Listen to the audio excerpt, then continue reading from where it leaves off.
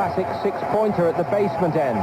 Neither Bradford nor Watford could afford to lose this game, and the omens weren't good for the visiting Hornets. Watford had never won in the league at Valley Parade. Bradford failed this week in their efforts to bring in a fresh striker, so Dean Windass, now on 99 career goals, resumed up front. Windass, one of 3 changes to the Bradford side that lost at Sheffield Wednesday last week. Wayne Jacobs and Gareth Wally also returning. Out went Redfern, Mills and Myers. For Watford, the Frenchman Xavier Gravelaine partnered the Icelandic new boy Heider Helgason in a cosmopolitan front line. But Watford were dealt a fresh blow this week, Richard Johnson joining the long-term injury list. They were buoyed by the return from suspension of Micah Hyde and Neil Cox. Paul Jewell issued a rallying cry to his Bradford players, looking for more fight after 6 games without a win. Guy Havell braved the elements to watch this one. Both these clubs have been trying to play down the importance of the fixture. They're saying it's not a relegation 6-pointer. There will be a lot of games left after this one. But the truth is, the losers here today will face a huge task to lift themselves out of the relegation zone.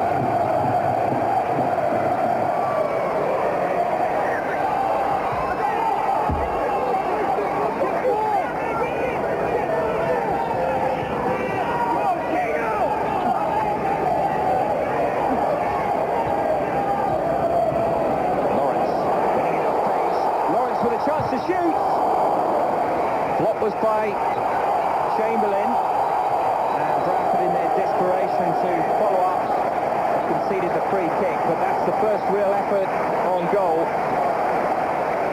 Jamie Lawrence still to score in the top flight. Again, mighty close here.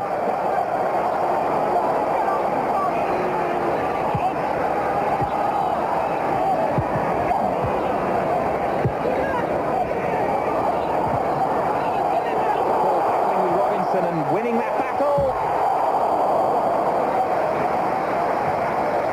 Windass getting in at the near post, unable to work a very difficult angle. It's an encouraging moment though for Bradford, and it was tenacious play really by the captain McCall.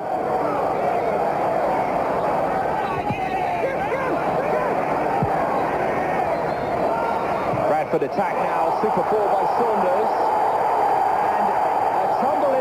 Area by Dean Windass leads to the referee pointing to the spot.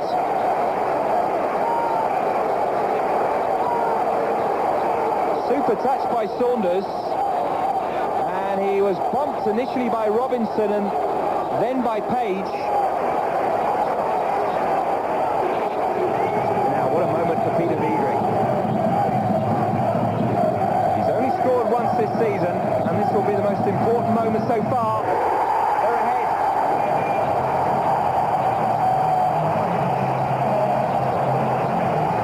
It's just their second goal in more than 5 matches.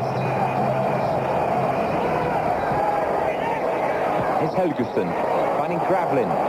Des Little continues the run. No offside as the ball's played into Micah Hyde. First real opportunity for Watford, and they're back on level terms. Really good break this. The Frenchman here held up the ball. The option appeared to be to the right. It wasn't, and Hyde was unmarked, and Hyde hammered home.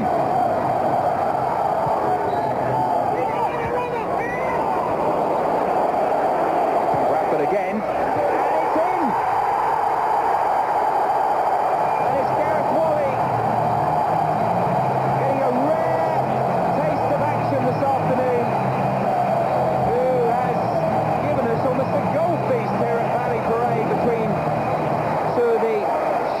Teams in front of goal. Chamberlain won't want to see that again, but he'll have to.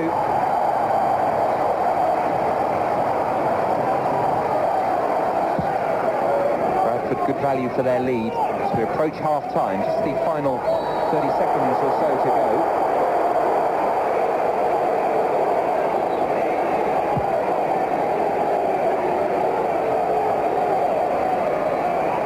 Gravlin! Keeper either knew his angles to the absolute centimetre, or was just praying that the ball went by.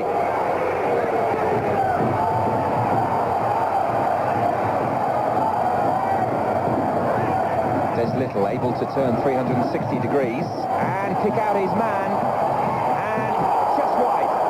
Initially it was Miller who was in the penalty area, and Grablin, who nearly scored just before half-time, nearly scored straight afterwards.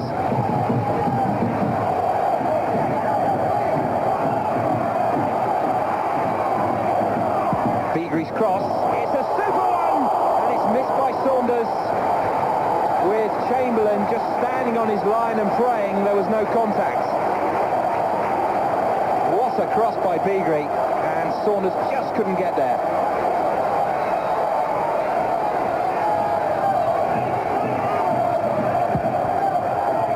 Flick on at the near post, in! Oh, it's 3 for Bradford! And will it be a similar number of points tonight? And it's O'Brien, and 3 again is the figure, because it was that many years ago that he last scored. He got in, and it looped over the keeper. The man on the line couldn't prevent it. And Bradford, the team who just couldn't score until recently, have 3 inside 50 minutes. Saunders chasing, hoping for a mistake, and it's come. The finish didn't.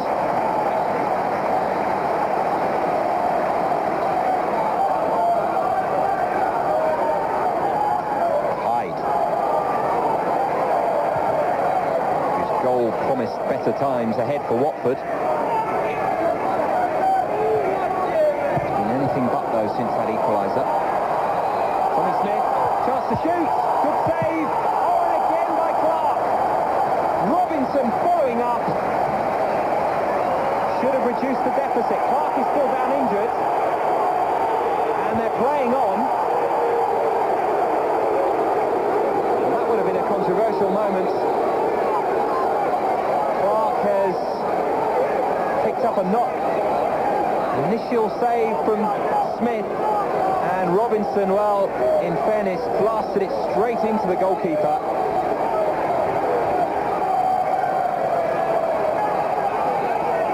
Shake of the head there would indicate that that double save might be his last piece of action today.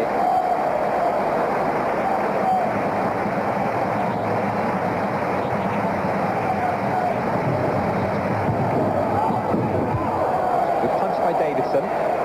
Hyde, away from McCall.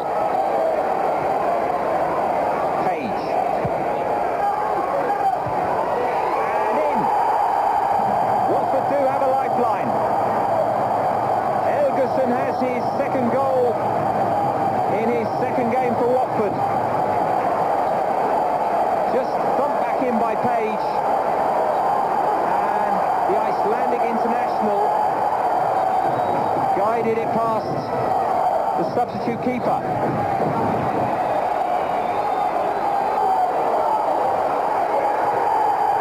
It's a mighty roar at Valley Parade. Might not be the most impressive performance of the afternoon, or indeed the season for Paul Jewell's side, but it's 3 vital points.